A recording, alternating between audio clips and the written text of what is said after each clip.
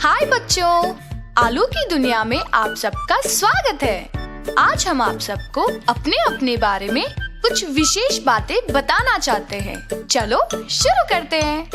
ठीक है आलू, पहले तुम्हारी बारी है। अब तुम अपने बारे में हम सबको बताओ। ठीक है। एक समय की बात है। एक खेत पर दो आलू भाई टिंकू और बिंकू रहते थे। एक दिन वो दोनों एक टोकरी के अंदर आराम कर रहे थे। वो टोकरी एक बैगन की थी। जब उस बैगन ने दोनों आलू भाइयों को टोकरी के अंदर सोते हुए देखा तो उस बैगन ने उन दोनों भाइयों को बाहर फेंक दिया।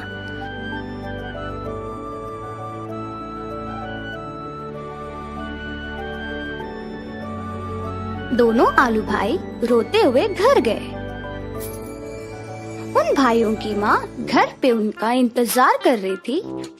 टिंकू बिंकू को देखकर उनकी माँ ने क्या हुआ पूछकर सब पता कर दिया है। टिंकू ने हमारी बात बताई है, तो क्या आप एक कविता सुने?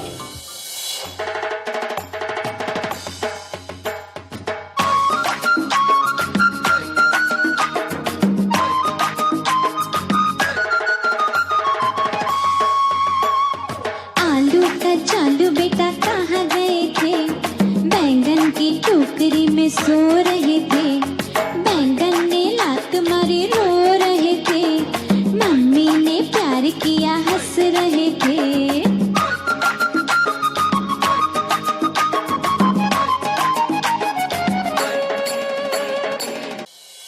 आलू भाइयों की माँ ने उन दोनों को प्यार से शांत किया और घर के अंदर ले गई। बच्चों, तुम क्या खाना पसंद करोगे? माँ, मुझे गोल गोल रोटियां चाहिए। मुझे भी। मेरे बारे में क्या? ठीक है, अभी बनाती हूँ गोल रोटियां।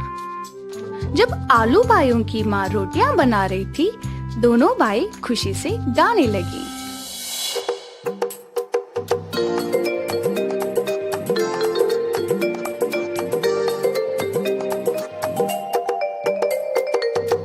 रोटी गोल गोल, पापा का पैसा गोल गोल, दादा का चश्मा गोल गोल, दादी की बिंदिया गोल गोल, मम्मी की पेटी गोल मटोल।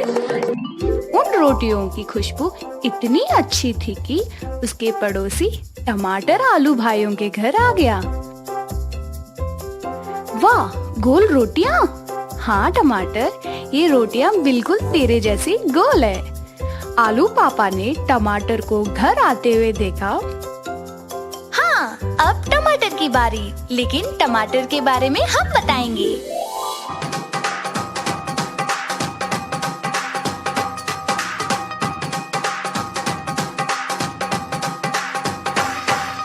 गोल गोल ये लाल टमाटर, होते जैसे दाल टमाटर। खून बढ़ाता लाल टमाटर, फुर्ती लाता लाल टमाटर। स्वास्थ्य बढ़ाता लाल टमाटर, मस्त बनाता लाल टमाटर। हम खाएंगे लाल टमाटर, बन जाएंगे लाल टमाटर।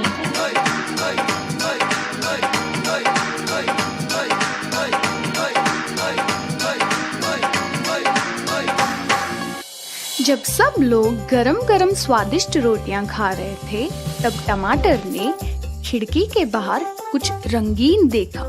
वो देखो, रंगीन गुब्बारे। वाह, मुझे एक चाहिए। चलो सब चल के एक एक गुब्बारे लेते हैं। जब सब लोग गुब्बारे लेने के लिए गए, तब उन्होंने देखा कि मिर्ची और भिंडी बहुत सारे गुब्बारे पकड़ के हवा में उड़ रहे थे। तुरंत टमाटर और आलू भाइयों ने मिर्ची और भिंडी के पैर पकड़कर उन्हें खींचना शुरू किया।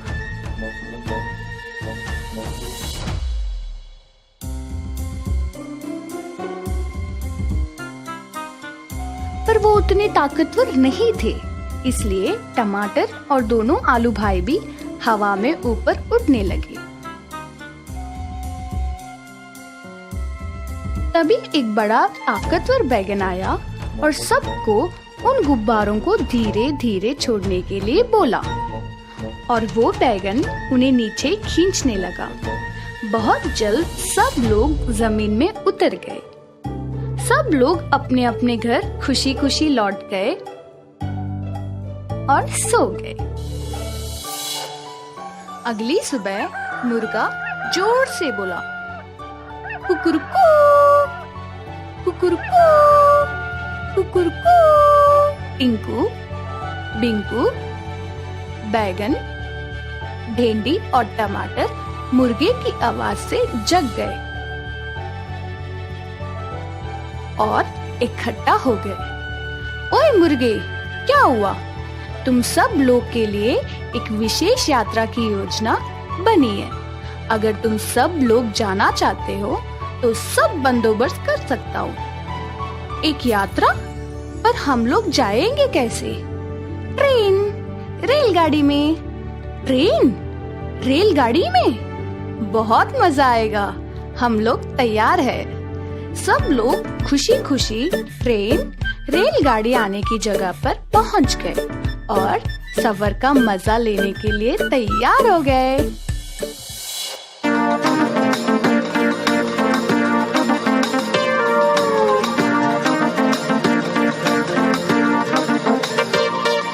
छुक छुक छुक छुक धुआं छोड़ती खूब सवारी ले जाती है। काला इंजन, लाल है डिब्बे, ऑटो रेलगाड़ी आती है।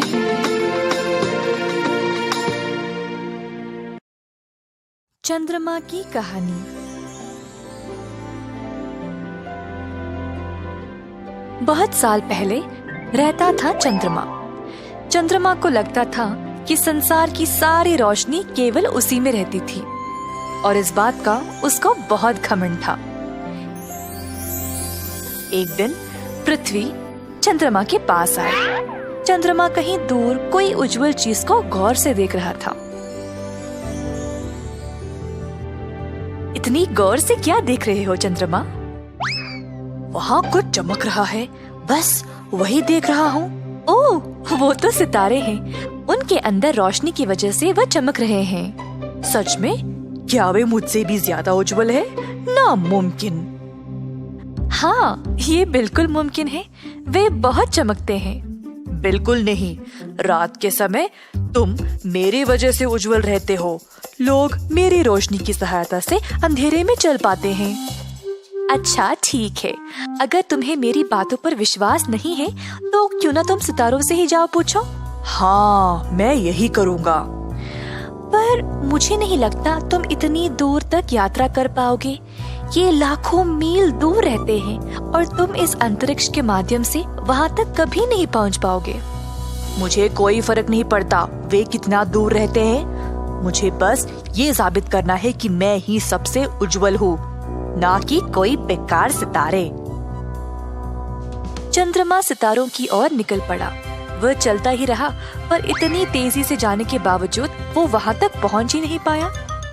रास्ते में उसकी मुलाकात कई ग्राहों से हुई, जो उससे पूछे कि इतनी तेजी से वह कहाँ जा रहा है। हे चंद्रमा, कहाँ दौड़े जा रहे हो? सुना है कि कोई पुराना सितारा मुझसे ज्यादा उज्जवल है। मुझे पूरा यकीन है कि सबसे उज्जवल और चमकीला मैं ही हूँ। बस यही साबित करने जा रहा हूँ। क्या तुम्हें सच में ऐसा लगता है? चलो ठीक है, जाओ पता लगा लो। बाकी के ग्राहों हंसने लगे और चंद्रमा गुस्से से अपने रास्ते चलता रहा। चंद्रमा और तेज रफ्तार से जाने लगा और जल्द वह सूर्य के पास आ पहुंचा, जो उजाला और गर्मी से धधक रहा था।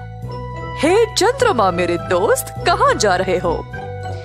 मैं कुछ सितारों से मिलने जा रहा हूँ जिनको लगता है कि वे मुझसे भी ज्यादा उज्जवल है। मुझसे, चंद्रमा से ज्यादा उज्जवल और कोई नहीं। वैसे रोशनी तो तुम्हें मुझसे मिलती है, तुमको अपने खुद की प्रकाश है ही नहीं। सितारों के पास तो खुद की रोशनी है, और हाँ, जितना तुम्हारा अंदाजा है उससे कई ज्यादा बड़े हैं सितारे। तुम मजाक कर रहे हो। मैं तुम्हें साबित करके रहूंगा कि मैं ही सबसे उज्जवल हूँ। अलविदा। जैसे चंद्रमा आगे जाता रहा, उसको कहीं दूर अब सितारे नजर आने लगे। हा, कितने छोटे हैं, जैसा मैंने सोचा था वैसे ही। बस अब इस बारे में सबको बताना पड़ेगा। चंद्रमा और तेज रफ्तार से चलने लगा और जब थोड़ा और पास पहुंचा तो उसको पसीना आने लगा और गर्मी भी बहुत ज्यादा बढ़ गई थी। जब तक चंद्रमा अपने मंजिल तक पहुंचा वो बहुत ही ज्यादा थक गया था। उसके इर्द गिर्द सब उज्जवल था। चंद्रमा को विश्वास ही नहीं हुआ। अपनी नजरें ऊपर उठाया तो उसने एक महाकाय सितारे को देखा। वो इतना बड़ा था। हे भगवान, तुमसे कितनी तेज रोशनी आ रही है, मुझे विश्वास ही नहीं हो रहा। तुम कैसे इतने छोटे लगते हो दूर से, पर पास से इतने बड़े? हा, लगता है तुम्हें सितारों के बारे में कुछ नहीं पता। दूर से तो तुम केवल एक चिंगारी की तरह लगते हो, पर पास से तुम में आग की ज्वाला जलती है। अच्छा ठीक है, सुनो, हम सितारे हैं। हम अलग अलग आकार में आते हैं। हम रहते भी हैं अलग अलग स्थानों पर सूर्य की स्थिति के अनुसार। वाह, तुम सब बहुत अनोखे हो। तुम में इतनी चमक है, मुझे कभी लगा ही नहीं कि इस अंतरिक्ष में मुझसे ज्यादा उज्जवल वस्तुएं होंगे। वैसे हम अपने तरीके से खास हैं और तुम भी अपनी जगह बहुत सुंदर और चमकीले हो। चंद्रमा ने सितारे का धन्यवाद किया और वापस अपनी जगह के लिए निकल पड़ा। जब चंद्रमा बाकी ग्रहों को पार करने लगा तो सब ने उससे पूछा कि उसने सितारों के बारे में क्या सीखा। हे चंद्रमा, रुको जरा, तो तुम मिले सितारों से? हाँ, मुझे तो लगा मैं ही सबसे उज्जवल हूँ, परंतु जब तक मैंने अपने आँखों से नहीं देखा मुझे विश्वास ही नहीं हुआ। मैंने ये सीखा कि तुम भी एक सितारे हो। ऐसा कहकर चंद्रमा अपने रास्ते चलता रहा, सितारों के बारे में सोचते हुए। रास्ते में ग्रहों से मुलाकात हुई जिन्होंने पूछा, हे, कैसी थी तुम्हारी यात्रा? जब मैंने सितारों को इतनी चमक से चमकते हुए देखा तो मुझे एहसास हुआ कि केवल मैं महान नहीं हूँ, मेरे इर्द गिर्द कई आकाशीय पिंड है जो बहुत उज्जवल है। मुझे खुशी है कि तुमने ये सीखा। केवल तुम ही को इस बारे में जानकारी नहीं थी। कोई नहीं, अब तुम हमेशा चमकते रहना और खुश रहना। Bye bye. चंद्रमा आखिरकार अपनी जगह धरती के पास पहुँच गया। काफी थक गया था, लेकिन उसने उस दिन एक अच्छा पाठ पढ़ा। मेरे दोस्त, उम्मीद है तुम्हें अपने सवाल का जवाब मिल गया। ये याद रहे कि हमेशा दयालु रहना चाहिए। कभी भी इस बात का घमंड नहीं होना चाहिए कि हम ही सबसे अच्छे हैं। जादुई पेड़। एक समय की बात है, एक छोटे से गांव में रहते थे 3 भोले भाई, राम, गोपाल और रवि। एक बार उन्होंने जंगल के बीचों बीच एक अजीब सा पेड़ देखा। उनको समझ नहीं आया कि यह है क्या।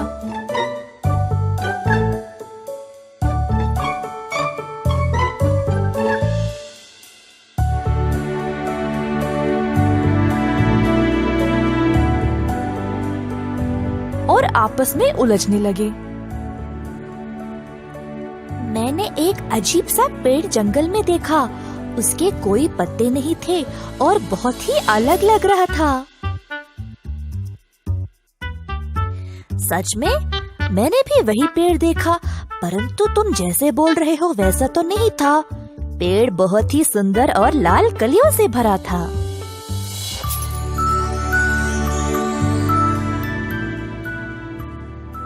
ये कैसे संभव है? तुम जंगल के बीचों बीच वाले पेड़ के बारे में ही बात कर रहे हो ना? लगता है तुमने कोई अलग पेड़ देखा होगा। हाँ भाई, मैं वही जंगल के बीच वाले पेड़ के बारे में बात कर रहा हूँ। हाँ, वो कोई जादुई पेड़ लगता है। जब मैंने देखा तो वह हरे पत्तों से भरा था और कोई फूल भी नहीं थे। तीनों भाई इस बात पर झगड़ा करने लगे।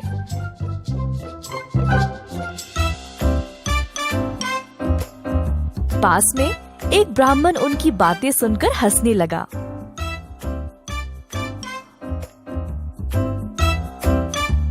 ओ मेरे भोले बच्चों, वो कोई जादुई पेड़ नहीं है, उसको बोलते हैं लाल कलियों का पेड़। रामू ने उसको वसंत ऋतु से पहले देखा, इसीलिए सब कुछ सुखड़ के था। रवि ने उस पेड़ को वसंत के मौसम में देखा, इसीलिए पेड़ में लाल लाल कलियां खिले हुए थे। और गोपाल, तुमने इस पेड़ को वसंत के बाद देखा, इसीलिए पेड़ में सिर्फ हरे पत्ते थे और तब तक सारे फूल भी झड़ गए। तुम तीनों ने अलग अलग समय पर इस पेड़ को देखा, इसीलिए सोचा कि यह एक जादुई पेड़ है, परंतु है नहीं। इस प्रकार ब्राह्मण ने उन मासूम लड़कों को ये बात समझाई।